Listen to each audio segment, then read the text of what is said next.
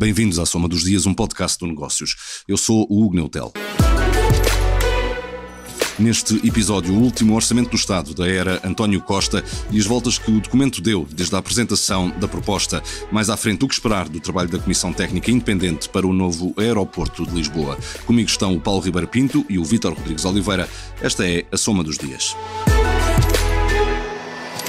Foi um processo orçamental pouco visto no país. Apresentado a 10 de outubro, tudo faria indicar que a proposta de orçamento do Estado iria passar pelo percurso habitual, mas a 7 de novembro o país sofreu um terremoto político com a demissão do Primeiro-Ministro. Na discussão na especialidade foram muitas as alterações aprovadas, incluindo algumas do PS, que alteraram ou fizeram cair medidas previstas no documento. Caso da mais polémica, o aumento do imposto único de circulação. No final, o facto que surgiu sem surpresa foi que o orçamento passou. A proposta de lei foi aprovada com os votos favoráveis do PS. Dizia que a proposta de lei foi aprovada com os votos favoráveis do PS, os votos contra do PSD, Chega, Iniciativa Liberal, Bloco de Esquerda e PCP, e a abstenção de PAN e LIVRE. Foi assim a votação final global da proposta de orçamento do Estado para 2024. António Costa, o Primeiro-Ministro, foi aplaudido longamente pela bancada parlamentar do PS. Aqui escutámos um registro encurtado para efeitos de economia do tempo. No final, o Primeiro-Ministro quis mostrar obra feita em 8 anos de liderança do Governo. Ao longo destes 8 anos, foi possível demonstrar que com uma política económica que apostasse em mais emprego, mais qualificações, mais inovação, nós teríamos mais investimento empresarial, capacidade de maior exportação. Ao longo destes 8 anos, nós virámos a página da austeridade e tirámos o país de uma situação de déficit excessivo para uma situação de sólido e tranquila estabilidade orçamental, que aumenta agora as liberdades das escolhas políticas. Isto significa que hoje o país tem mais capacidade, o país tem mais liberdade, e, portanto, seguramente poderá prosseguir uma trajetória de continuada melhoria. Comigo está o editor de Economia do Negócios, Paulo Ribeiro Pinto. Paulo, que leitura se pode fazer de todo este processo e, sobretudo, que orçamento é este que sobra de tudo isto a que assistimos nas últimas semanas? Diria que é um orçamento transfigurado, utilizando uma expressão que foi usada por um jornalista do Público, Sérgio Aníbal, e é transfigurada em várias características do próprio documento, não só porque sai uma versão ligeiramente diferente daquela que entrou, digamos que há um atropelo de uma crise política pelo meio. O orçamento foi apresentado no dia 10 de outubro, a crise política desencadeou-se a partir do dia 7 de novembro, e, portanto, o que parecia de facto ser um passeio no parque, digamos assim, para usar uma expressão mais do dia-a-dia, tornou-se numa outra coisa e tornou-se num documento mais eleitoralista, de pré-campanha, com medidas que, como dizias, acabariam por cair, como é o caso do IUC, uma medida muito polémica desde o início, desde que foi apresentada, e apesar de ter sido defendida até ao fim pelo Ministro das Finanças. Mas é normal, quando entramos em fases de campanha eleitoral e de calendários de pré-eleições, os orçamentos costumam ser bastante mais generosos do que eram nas versões iniciais ou daquilo que se esperava inicialmente de um documento deste género. É normal, os agentes económicos tentam maximizar o lucro, os agentes políticos tentam maximizar os votos e, portanto, isto aqui é esse incentivo que existe de se tentar trazer os eleitores que eventualmente poderiam estar descontentes ou indecisos com o Partido Socialista de novo para a franja e para a influência, para o círculo de influência do PS. Mas é um orçamento que de facto traz aqui algumas alterações que diria, como é o caso do IUC, bastante substanciais e politicamente relevantes. O caso do IUC é um caso paradigmático, o PSD chamou-lhe cambalhota. De facto há aqui uma inversão total daquilo que era uma das medidas mais extraordinárias do documento. É um facto que se perde receita que o PS diz que poderá ser compensada de outra forma, mas essa receita que andava à volta dos 80 milhões de euros desaparece com esta medida que é eliminada do Orçamento do Estado.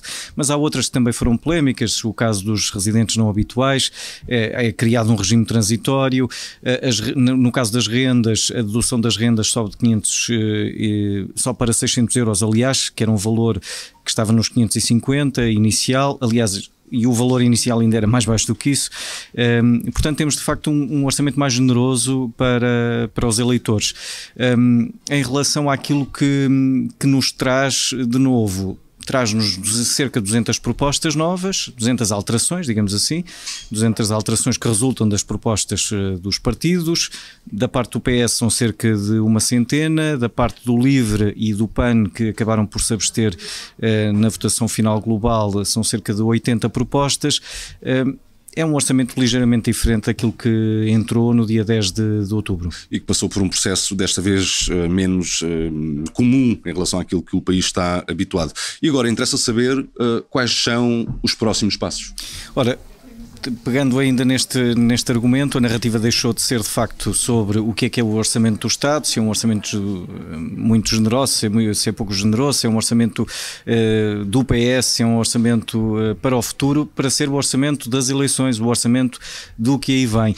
Este orçamento vai ter uma característica particular, vai ser executado por um governo, ou por parte dele pelo menos, por um governo que está em gestão e que não tem poderes nenhuns. Neste caso aqui, o governo existir ou não é um pouco como aquela figura que há uns anos se falava, que referindo-se à Procuradora-Geral da República, é um bocado uma figura de rainha de Inglaterra. O governo aqui pouco ou nada fará, porque o orçamento ainda estará em vigor no dia 1 de janeiro e não é necessária qualquer intervenção por parte do governo em termos legislativos ou de ação política para que ele seja executado. O que é que acontece agora? Primeiro temos de esperar ainda pelo decreto presidencial que aceita a admissão do Primeiro-Ministro. O Presidente da República disse que seria agora no início de dezembro, não sabemos ainda a data.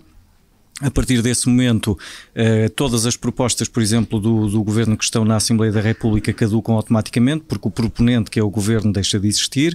E é possível até que quando quem ouvir este podcast, na verdade, já tenha acontecido essa exoneração, que não é uma exoneração, é uma aceitação de demissão. A exoneração só acontece mais à frente quando houver um novo Primeiro-Ministro, mas em todo caso o que acontece agora é uma questão de calendário. Portanto, estamos à espera desse decreto presidencial de Marcelo Rebelo de Sousa.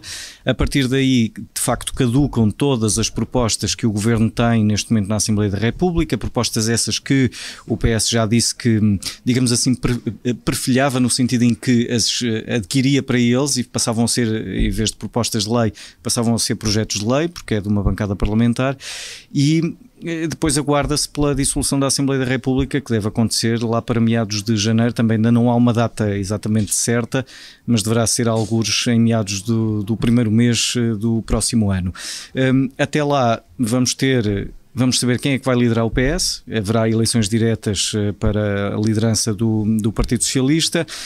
E depois é a campanha eleitoral, pré-campanha, campanha eleitoral, e assim ficaremos até a 10 de março, quando forem as eleições antecipadas. Quando formos votar. Paulo Ribeiro Pinto e o Orçamento do Estado para 2024 e agora a Comissão Técnica do novo aeroporto. É já na terça-feira que a Comissão Técnica Independente do novo aeroporto vai apresentar as conclusões do trabalho sobre as localizações para a infraestrutura. Comigo está o editor de Empresas, do Negócios, Vítor Rodrigues Oliveira. Olá, Vítor. Começamos pelo ponto da situação dos trabalhos desta comissão e, no fundo, quais são as localizações, recuperando aqui a memória do trabalho já feito, quais são as localizações que estão em casa? Olá, portanto a Comissão Técnica Independente vai tomar agora uma decisão, vai apresentar então esse relatório com as opções para a localização do novo aeroporto, isto na terça-feira, e depois segue-se uma consulta pública de 30 dias. Tinha então escolhido 9 opções em abril, entre as 17 que na altura tinha em cima da mesa. Vale a pena recordar qual é essa shortlist. São 5 opções que já tinham sido apontadas pelo Governo no ano passado e outras 4 que foram adicionadas então pela Comissão em abril. Em termos de localizações, estamos a falar do próprio Humberto Delgado, a Portela, que hoje é o principal aeroporto de Lisboa, Montijo, Poceirão, Rio Frio e Alcochete, e mais distantes, Pegões e Santarém. E, portanto, as 9 opções decorrem de diferentes combinações destas diferentes localizações. No caso do Montijo, está incluída em 2 soluções, com o aeroporto Humberto Delgado como infraestrutura complementar, ou passando a ser progressivamente o principal. Estamos a falar de um aeroporto que estaria a 37 km de distância, tem a declaração de impacto ambiental passada e afetaria em princípio mais de 700 mil habitantes. Rio Frio é a opção em conjunto apenas com o Poceirão, fica a 41 km de Lisboa, portanto ainda nesta ordem de grandeza de 40 km, portanto o Montijo está a 37, Rio Frio tem capacidade de expansão, mas há um conflito com o espaço aéreo militar, algo que acontece com várias destas localizações, e é uma localização que já foi rejeitada no passado por motivos ambientais. Já o Poceirão também só está pensado para ir em conjunto com o Rio Frio, tem mais uma vez conflito com o espaço aéreo, mas neste caso, ao contrário do Rio Frio, não tem área de expansão. Estamos a falar de um espaço que está a 52 km de Lisboa, mas tem rodovia e ferrovia ou feitas ou planeadas. Alcochete é uma localização célebre para o novo aeroporto. Quem não se lembra da famosa tirada de Mário Lino? Não foi assim há tão pouco tempo. Se calhar há muita gente que não se lembra que disse que Mário Lino disse que naquela localização jamais. Exatamente, o então Ministro das Infraestruturas José Sócrates, que prometeu nunca ser essa localização por ser um deserto. Ora, o Campo de Tiro de Alcochete é considerada sozinha ou acompanhada pela Portela, está também a 41 km de distância de Lisboa. Neste caso não tem conflito com o espaço aéreo militar, já tem inclusivamente a declaração de impacto ambiental passada, mas afetaria 5 mil residentes. Pegões, aliás, por outro lado, que entrou na corrida no âmbito desta consulta pública, está a ser considerada individualmente ou, mais uma vez, com a Portela, mas está ainda numa fase muito elementar de estudos, tem também o tal conflito com o espaço aéreo militar, embora haja solução, neste caso, para esse caso, está a 70 km da Portela, mais longe só Santarém, que está a 92 km de Lisboa, mas neste caso tem infraestruturas rodoviárias e ferroviárias. Mas desse leque de localizações, nem todas certamente terão a mesma hipótese de avançar depois para uma lista ainda mais pequena, ou para serem escolhidas. Santarém é precisamente uma delas, tem sido criticada por ser longe. O próprio Ministro João Galamba, se nos recordamos, em junho, Ministro então das Infraestruturas, em junho dizia isso mesmo, e por outro lado, a líder da Comissão Técnica Independente,